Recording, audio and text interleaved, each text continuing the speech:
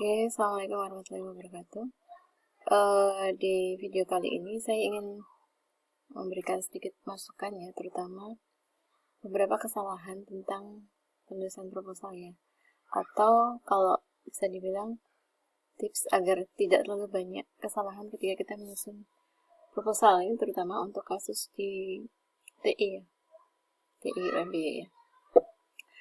Yang pertama, pastikan kita gunakan format yang benar ya. Format bisa diunduh di webnya FTI dan ikuti formatnya buat serapi mungkin ya. Kemudian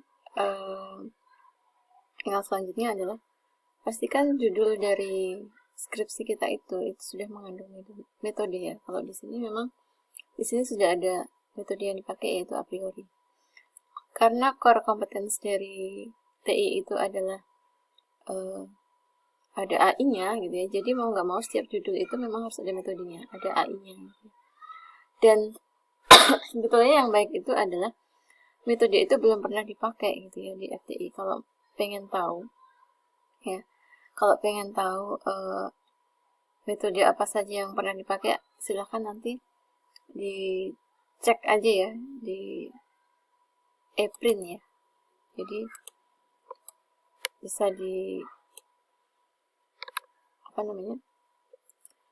di web ePrint ya, ePrint Percobaan Jogja SCID. Kemudian contoh dari ini punyanya salah satu dari mahasiswa TI ya.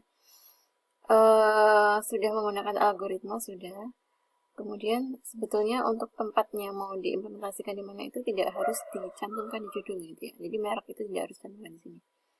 Tetapi lebih ke apa yang mau diambil dari si judulnya tadi, si kasusnya tadi. Yang mau diselesaikan itu masalah apa? Ada masalah apa di sana? Apakah dari sisi transaksinya atau dari sisi misalkan di sana ada kebutuhan stok mana yang harus didahulukan atau penataan atau apa gitu ya. Jadi mengacu ke kebutuhan yang ada di sana. Jangan terpatok dengan jadi yang harus Anda siapkan itu bukan kalau mau motong pohonnya. Yang mau Anda potong itu pohon mana gitu. Kalau pohonnya besar, pakailah gergaji. Kalau pohonnya kecil, pakailah mungkin hanya celurit gitu ya. Kalau misalnya pohonnya kecil, pakai aja pisau. Jadi toolsnya, metodenya itu menyesuaikan pohonnya. Jadi metode itu menyesuaikan masalahnya. Jadi bukan kita punya metode dulu baru kita cari masalahnya. Bukan kita cari alatnya dulu baru kita cari bukan kita punya alatnya baru kita cari pohonnya gitu ya. Tetapi kita cari mana yang mau dipotong dulu baru menyesuaikan alatnya. Jadi metode itu bisa diubah-ubah gitu ya. Asalkan memang sesuai. Jadi nanti ini ini sebetulnya tidak perlu disebutkan gitu ya, atau bisa dibuang.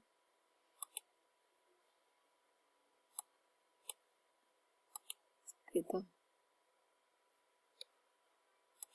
Kemudian yang lainnya adalah ya, jadi masukan saya untuk judul merek tidak harus disebutkan di sini ya. Jadi itu titik tekankan saja pada solusi apa yang mau dicari sana. Pola analisis transaksi itu terus nanti mau dipakai apa gitu. Apakah pola itu akan untuk rekomendasi misalkan menu atau apa gitu. Jadi lebih ke sana. Kemudian ini saya kasih tanda di sini ya. Ini sudah betul. Ini sudah betul juga. Kemudian perhatikan perubahan tanggal ini ya. Jadi tanggal itu harus selalu diperhatikan pada saat ini mau disetujui kapan gitu ya. Kemudian NIDN dosen juga jangan asal kopas ya. Cek di web FTI apakah sudah betul atau belum. Beberapa kali kasus itu sampai dijilid pun harus bongkar jilidan gara-gara NIDN dan gelar itu tidak sesuai. Nah, ini bikin otomatis ya, ini sudah bagus. Ini juga bikin otomatis.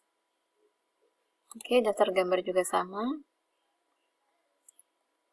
Lampiran juga sudah dibikin otomatis. Nah, latar belakang ini dia harus nampol gitu ya.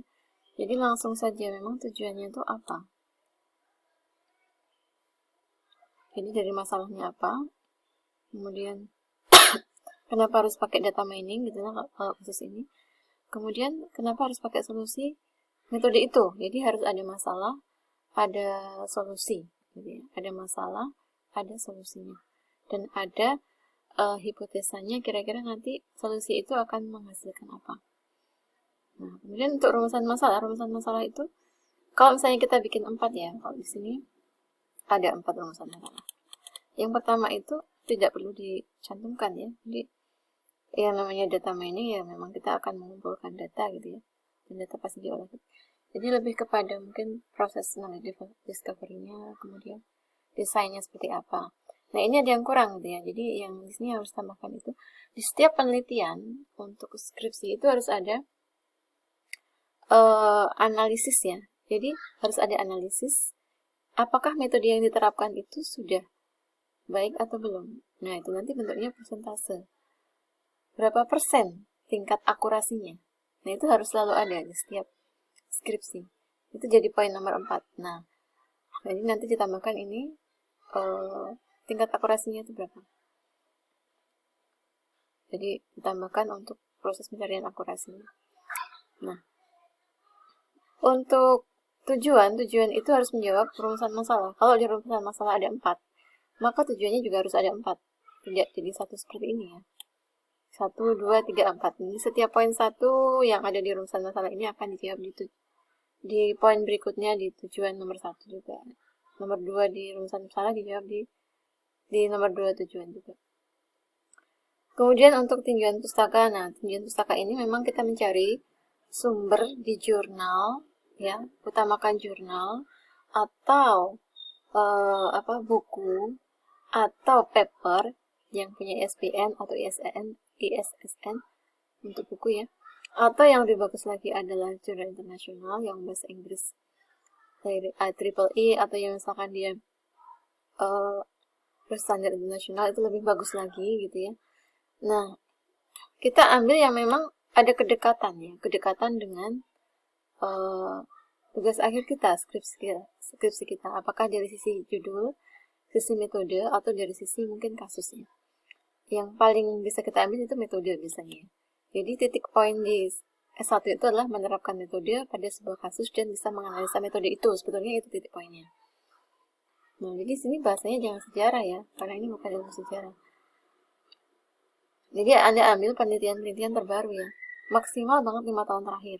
Jangan ngambil yang di luar 5 tahun terakhir ya. Tujuannya apa sebenarnya kita mengambil penelitian-penelitian ini? Ini yang disebut dengan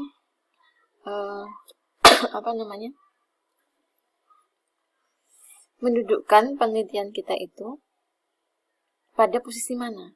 Jadi kita mengkutip sekian banyak sumber ini bukan untuk sekedar dikutip. Di bagian paragraf terakhir itu harus kita kasih satu penjelasan gitu ya. Di paling belakang bahwa ini loh posisi penelitian saya itu dibandingkan dengan penelitian ini bedanya di sini. Dan saya akan meneliti bagian ini karena yang bagian ini belum pernah diteliti di penelitian yang sebelumnya, seperti itu. Misalnya kalau di penelitian A dia masih sebatas penerapan a priorinya hanya pada sekian ribu data. Nah, di saya sudah sekian puluh ribu data, misalnya seperti itu. Jadi harus ada perbedaan, gitu ya. Harus ada perbedaan. Karena kalau sama persis itu nanti ujung-ujungnya adalah plagiarisme. Gitu ya. Jadi memang kita mendudukkan penelitian kita itu posisinya ada di mana dibanding dengan penelitian-penelitian yang lain yang mirip. Gitu. Kemudian landasan teorinya, oke. Nah, ini cari referensi yang 10 tahun terakhir ya. Kalau sekarang 2020 berarti yang maksimal tahun 2010. Terpaksanya memang tidak ada, yaitu berarti ya kita ambil itu memang dari sumber utamanya. Jadi textbooknya. Oke, ini teorinya bisa dikurangi sebetulnya, langsung pintu poin aja ke masalah analisis asosiasi dan a priori. Jadi kalau Anda memang memakai metodenya a priori ya, yang paling banyak dibahas ya itu. Terus kemudian kalau seperti ini tulis ulang aja. Tuliskan juga sumbernya ya. Rumus itu jangan acrops, dituliskan kembali gitu ya. Boleh dengan kata-kata sendiri, tapi nanti di sumbernya dari mana. Dan jangan bentuknya gambar ya. Jadi tulis ulang aja. Terus untuk metode penelitian juga pasti beda-beda, nggak mungkin sama. Jadi di sini Anda gambarkan sendiri. Oke, ini sudah cukup bagus ya. Nah, di sini waktu Anda itu cuma 4 bulan, jadi bikin aja waktunya itu. Memang hanya untuk 4 bulan ya, 16 minggu. Daftar pustaka ini sudah bagus, sudah otomatis ya. Jadi kalau ada yang diubah, nah Anda mudah mengubahnya. Oke, segitu saja ya, mudah-mudahan bermanfaat. Nanti yang terpenting itu kalau skripsi adalah banyak membaca, karena kalau Anda bisa banyak membaca, Anda akan bisa banyak menulis gitu. Dan jangan stuck pada satu posisi. Kalau Anda mendapatkan kesulitan, segera cari solusinya. Kalau Anda bergerak, pasti akan ketemu solusinya. Itu saja ya dari saya, mudah-mudahan bermanfaat. Assalamualaikum warahmatullahi wabarakatuh.